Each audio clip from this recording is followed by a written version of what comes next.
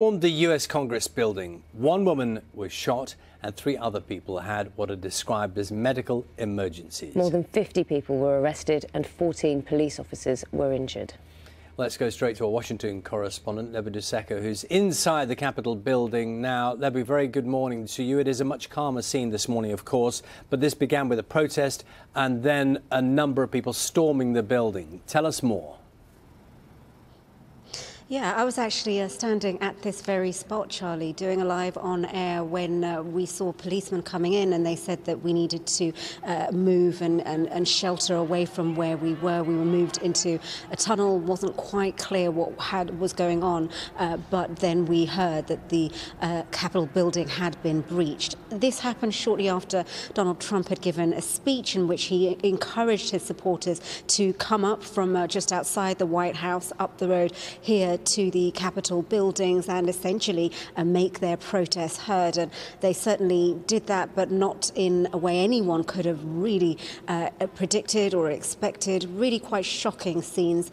We saw tear gas having to be employed in the Capitol buildings. This is the seat of democracy in America. We saw demonstrators jumping on the platforms on the floor of Congress there. A demonstrator that broke into Nancy Pelosi, that is the Democratic leader of the House of Representatives, putting his feet on her table, taking pictures there, people smashing windows, incredibly scary scenes really to watch. We, by that time, had moved to a cafeteria where we were being kept along with some other people. The whole building was on lockdown at that point.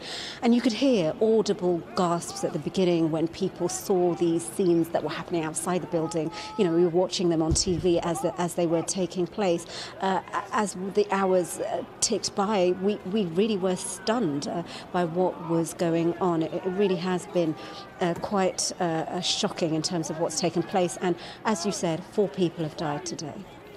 Lebo, and amongst the images that we're seeing this morning, there are some images from within the chamber which show guns being drawn, presumably by the police inside as the protesters are coming into the building, and we see people abseiling, climbing down the inside of the chamber.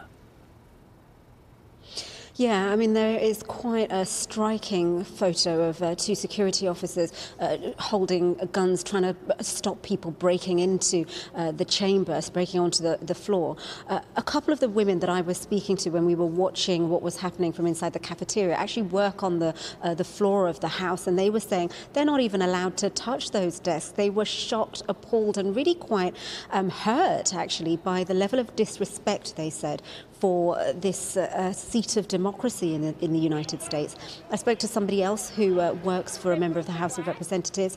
He said he had to help him take cover, and he accused Donald Trump of really attacking the democracy of his country.